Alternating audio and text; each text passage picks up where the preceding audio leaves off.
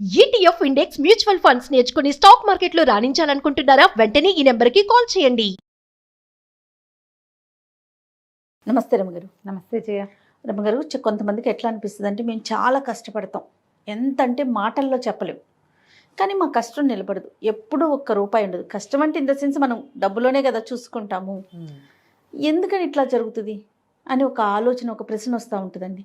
ఎప్పుడు ఒక ప్రశ్న ఉంటుంది చూడండి, మేము బాగా భగవంతుని కొలుస్తాము అయినా మాకు కష్టాలు తప్పవు. అట్లా మేము చాలా కష్టపడతాం, అయినా డబ్బు మాత్రం, లక్ష్మీదేవి మాత్రం నిలవదు, మా దగ్గర ఉండదు, మాకెప్పుడు బాధలు కష్టాలే ఉంటాయనే ఒక ప్రశ్న ఉంటుంటుంది. ఆలోచన రాకుండా ఉండాలి అంటే మనం అసలు మన నడవడిక కానీ మన నడతలో కానీ ఎలాంటి మార్పులు చేసుకోవాలి? బేసిక్గా జయ, డబ్బు ఎప్పుడు కూడా చెంచల కదిలిపోతూనే ఉంటుంది. మనకు ఒక రూపాయి ఇచ్చింది అనుకో, రూపాయి రూపాయిగా ఎలా ఉంటుంది? అది పాపాయిల్ని పెట్టదు, దాని దారిని అది ఉంటుంది. మనం ఏం చేస్తాము? ఖర్చు పెంచుకుంటాం, ఖర్చు చేస్తాం. ఓ 80 పైసలు ఖర్చు పెట్టాం, ఓ రూపాయలు అంటే ఓ 100 రూపాయలు 80 రూపాయలు ఖర్చు పెడితే 20 రూపాయలు దాస్తాం. జనరల్గా అందరు చేసేదే కదా. కొంతమంది ఎట్లా ఉంటారంటే 100 రూపాయలు వస్తే కనుక 200 ఖర్చు ఉంటుంది వాళ్ళకి ముందుగానే. అప్పుడు డబ్బు ఎట్లా ఉంటుంది? సంపాదన పెరుగుతూ ఉంటే లివింగ్ స్టైల్ పెంచేసుకుంటూ ఉంటారు. పాత లివింగ్ స్టైల్లో ఉండరు. కొనుబళ్ళు అది చుట్టుపక్కల వాళ్ళ నుంచి మన దగ్గర డబ్బులు ఉన్నాయి కదా అని ఖర్చులు పెంచుకున్నాం. అందరూ చేసేదే, మనిషి అన్న ప్రతివాడు ఇదే చేస్తాడు జయ. మనకి ఎంత డబ్బు వచ్చినా పూర్వకాలం పద్ధతిలో ఆ తక్కువ ఖర్చుతోనే ఉండే జనాల్ని మనం అసలు ఈ రోజున చూడం. మామూలుగానే బేసిక్ నీడ్సే మనవి పెద్దవైపోయినాయి ఇప్పుడు. ఈ ఊళ్ళలో హైదరాబాద్లో చోట 30-40 వేలు వస్తే కానీ అసలు కుటుంబం బతికేది వీల్లేదు. ఎందుకంటే ఇప్పుడు బాగా సంపాదించే వాళ్ళు అదే బియ్యం తినాలి, సంపాదన లేకపోయినా అదే 50 రూపాయల బియ్యం. 25-30కి బియ్యం వచ్చే రోజు అసలు పోయింది. ఖర్చు సమానం అయిపోయింది కదా. కూరలు అంతే, సామాన్లు అంతే, సరుకులు అంతే. అవి ఏవి చీప్గా దొరుకుతాయి? మహా అయితే అక్కడెక్కడో మార్కెట్కి వెళ్తే తక్కువకు రావచ్చు. అక్కడెక్కడికో వెళ్ళిన వస్తువు నిలవ పెట్టుకునేసరికి వేస్టేజ్లు అయిపోతాయి. లివింగ్ ఇది అందరిది ఒకటే. ప్రతివాడికి 2 పూట్ల అన్నం కావాలా, 1-2 కూర కావాలా, అదే చింతపండు, అదే బెల్లము, అదే ఉప్పు, పప్పు, నూనె, ఎండుమిర్చి అవే వాడుకుంటాం. అందరం అదే కదా. మన భోజనం వేరు, వాడి భోజనం వేరు, తక్కువ జీతం వాడి భోజనం వేరు కాదు అసలు. ఎక్కడ తేడాలు వస్తాయి? ఇళ్ళ ఖర్చులు, ప్రయాణపు సాధనాలు, బట్టలు పాతలు, నగ నాణ్యం నిలవ పెట్టడము, ఏమైనా కొనుక్కోవటము, వాటిల్లో తేడాలు, పై ఖర్చుల్లో తేడా వస్తాయి అంతే. ఆహారం అందరికీ ఒకటే కదా. ఈ పై ఖర్చులు జనరల్గా మనం పెంచేస్తాం. ఈ పెంచుకునేసరికల్లా డబ్బు కనపడదు. ఇంత డబ్బులు వస్తున్నా ఎందుకు నాకు మిగలటం లేదు? ఇదివరకు 50,000 వచ్చేది, అప్పుడు నేను 10,000 సేవ్ చేసేదేవాడిని, ఇప్పుడు 1,00,000 వస్తోంది అంటే నేను డబల్ 20 సేవ్ చేయాలి కదా అనిపిస్తుంది. కానీ చెయ్యం. మనం 14-12 చేయగలుగుతాం అంతే. ఎందుకంటే ఈ పెరిగిన వారడి మనం పెంచేస్తున్నాం. ఖర్చు పెరిగిపోతుంది. మనం బయట తినేది పెరిగిపోతుంది, బట్టలు కొనేది పెరిగిపోతుంది, స్టైలే మారిపోతుంది. ఎవరికైనా ఇచ్చేది, ఎక్కడికైనా వెళ్ళేది, ఏమైనా కొనుక్కునేది ఎక్కడ తగ్గం. మనం వాడే ఫోన్ దగ్గర నుంచి అన్ని మార్చేస్తాం. ఈఎంఐలు పెట్టేసుకుంటాం. డబ్బులు వస్తున్నాయని ఈఎంఐలు పెట్టేస్తాం. ఇంకో 2 వస్తువులు కొనేసుకుంటాం, ఇంకా ఎక్స్ట్రా స్టోరేజ్ కొనేసుకుంటాము, పెంచుకుంటూ పోతాం. ఈఎంఐ ఆప్షన్స్ వచ్చాక రమ్మగారు మరి చాలా ఎక్కువైపోయింది. కొనుబళ్ళు ఎక్కువైపోయింది. మనం చేయగలమా లేదా, మనం కట్టగలమా ఆలోచించినా రావట్లేదు. ఎంత పెద్ద వస్తువైనా చేతిలోకి వచ్చేస్తుంది. అది తర్వాత కడతాం, మనకు తెలియటం లేదు. కానీ ఏమవుతుంది, ఎండ్ ఆఫ్ ద డే చూసుకుంటే మనం నిలవలో లేము. మనం సంపాదించిన దానికి తగినట్టుగా మన దగ్గర నిలవలేదు అనేది మనకి తెలుస్తూ ఉంటుంది. బేసిక్ ఒకటి ఎవరికైనా కావాల్సింది ఇది.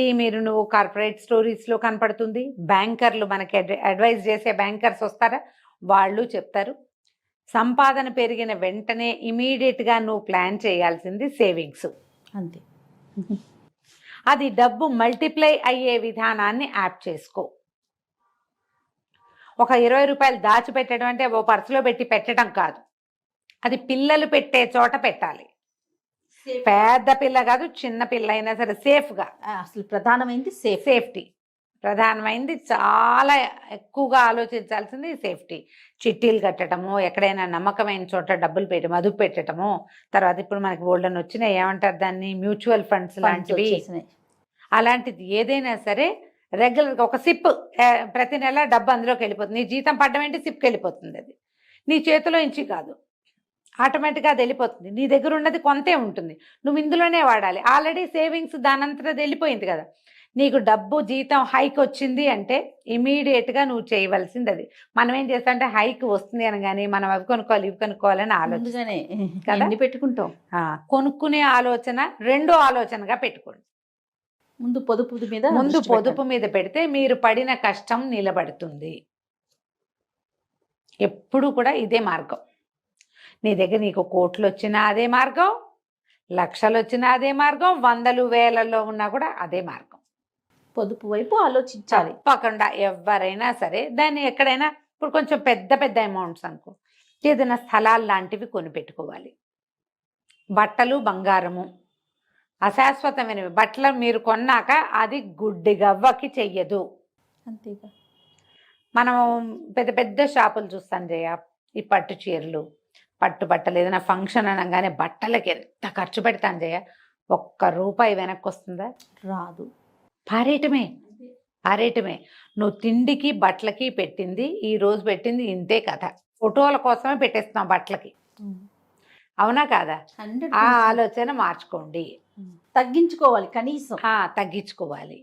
ఇప్పుడు కానీ నువ్వు బంగారం కొంటే కొంత నయం, కొంత. కానీ ఈ రోజున బంగారం వెర్రెత్తినట్టు పెరిగిపోతుంది. ఎప్పుడు పెరుగుతుందో తెలియదు, ఎలా డమాలంటుందో తెలియదు.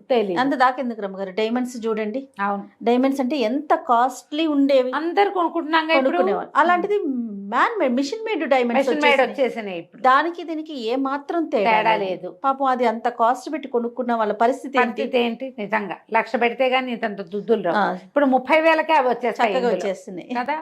హ్యాండ్ మేడ్ మిషన్, అదే ఏమంటారు, మిషన్ మేడ్ డైమండ్స్ వచ్చేస్తున్నాయి. కాబట్టి ఆలోచించి చేయండి ఏది చేసినా.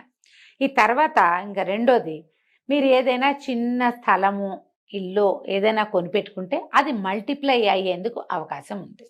ఇళ్ల మీద పెట్టామనుకో అంత డబ్బు రాదు. అవును. కానీ ఏదైనా రియల్ ఎస్టేట్లో మదుపు పెట్టుకోగలిగితే జాగ్రత్తగా చూస్ చేసుకోండి. చూస్ చేయడం చేసి ఈ అడ్వర్టైజ్మెంట్లకి పడద్దు. మన వాళ్ళల్లో కొంతమంది కొనుక్కున్నది చూడండి, ఎవరో చెప్పారని మాత్రం దిగద్దు. వాళ్ళు రారు రేపొద్దున మీతోటి. ఏదైనా తేడా వస్తే వాళ్ళు వచ్చి మీకు సమాధానము చెప్పరు, మీకు ఏదైనా ప్రాబ్లం వస్తే వాళ్ళు మీతోటి నిలబడరు. తాత్కాలిక అడ్వర్టైజ్మెంట్ మాత్రమే జరుగుతుంది. అలా కాకుండా మల్టిపుల్గా ఒక 50 మంది 100 మంది కొంటున్న చోట కొనుక్కుంటే ఏదైనా ప్రాబ్లం వస్తే ఏడ్చేదాని మొగుడు వస్తే నా మొగుడు వస్తాడని ప్రాబ్లంలో వాళ్ళైనా సహాయం ఉంటారు. కొంచెం జాగ్రత్తగా కొనుక్కోండి. తెలిసి తెలియక తొందరపడిపోకండి, ఏజెంట్స్ని నమ్మద్దు, జాగ్రత్త. ఇలా ప్లాన్ చేసి కనుక పెట్టుకుంటే పిల్లల్ని పెడుతుంది డబ్బు. అప్పుడు మన కష్టము నిలబడుతుంది. నువ్వు ఖర్చు పెట్టినది రాదు, వెనక్కి రాదు, వెనకేసింది ఉంటుంది. ఈ వెనకేయటం ఎలా అనేది ఎవరి విధానాన్ని బట్టి వాళ్ళు ప్లాన్ చేసుకోవాలి. వాస్తు బంగారం కొనిపెడతారా, స్థలాలు కొనిపెట్టుకుంటారా, లేకపోతే ఏదైనా మ్యూచువల్, ఇప్పుడు పెద్ద పెద్దవి అయితే బంగారాలు, వాస్తు స్థలాలు అనుకో. చిన్న చిన్న అమౌంట్స్ మనం మదుపు పెట్టుకోవచ్చు. ఇట్లా చక్కగా రెగ్యులర్గా అవి సిప్కి కట్ అయిపోయి ఉంటాయి, అమౌంట్ ఉంటుంది ఖచ్చితంగా. కాస్త ముందు వెనకగా మార్చుకోవచ్చు దాన్ని. లేదా ఏదైనా చిట్టీలు కట్టుకోవటం రెగ్యులర్గా, పెద్ద అమౌంట్ అయ్యాక దాన్ని ఫిక్స్ చేసుకోవటం, దాంతో ఏదైనా పెద్దది ఏర్పాటు చేసుకోవటం, పిల్లలకు వస్తువుని అరేంజ్ చేసుకోవచ్చు. అలా చేయొచ్చు. ప్రధానమైనది మీ మైండ్ సెట్లోనే మీ డబ్బులు ఉంటాయి. డబ్బు పర్సులో ఉండదు, మైండ్ సెట్లో ఉంటుంది. దాన్ని సరి చేసుకోండి తప్పకుండా. దీంతో పాటు మనకు ఐడియాలు లేవు, డబ్బులు ఉన్నాయి ఏం చేయాలండి అని నన్ను కూడా అడుగుతారు. నాకు మాట ఏవో 1-2 తెలుసు, నాకు పెద్ద ఏం తెలుస్తాయి. కానీ ఇప్పుడు మనీ మేనేజ్మెంట్ ఎక్స్పర్టైజేషన్ కూడా ఒకటి వచ్చింది. చెప్తున్నారు డబ్బుని, మనీ మంత్ర, డబ్బుని ఎట్లా మదుపు పెట్టాలి, ఎందులో ఏ షేర్స్ లో పెట్టచ్చు, ఏ షేర్స్ లో పెట్టకూడదు, మ్యూచువల్ ఫండ్స్ లో కూడా ఏవి బెనిఫిషియల్ గా ఉంటాయి. తర్వాత ఈ ఆడపిల్లలకి బోల్డెన్ రకరకాల యోజనలు వచ్చినాయి కదా, సుకన్య పథకాలు ఇలాంటివి, పోస్ట్ ఆఫీస్ లో కట్టమని, అలా ఐడియాస్ వస్తాయి. వాటిని ఫాలో అవ్వండి, వాళ్ళని పట్టుకోండి. నీకు కుదిరితే కనుక మనీ మంత్ర ఆడవాళ్ళకి సులువుగా చేసుకునేవి ఏవైనా 2-3 కూర్చోబెట్టి చేయించావంటే తప్పకుండా చాలా హెల్ప్ అవుతుంది. అది బోల్డన్ ఉన్నాయి ఆడపిల్లలకి చిన్న పిల్లలకి చిన్నప్పుడే అవునండి. ప్లాన్ చేసుకునేది. బర్త్డేకి ఇలా మదుపు పెట్టండి, ఇలా ఎక్కడైనా పెట్టుకోండి, ఇది పిల్లలు పెద్ద అయ్యాక చదువు నాటికి వస్తుంది, ఇలాంటి ప్లానింగ్ ఇస్తారు కదా. అట్లా మంచి ఐడియాస్ని తీసుకోండి. డబ్బులు వేస్ట్ చేసుకోవద్దు. తప్పకుండా రమ్య గారు. నమస్తే. నమస్తే.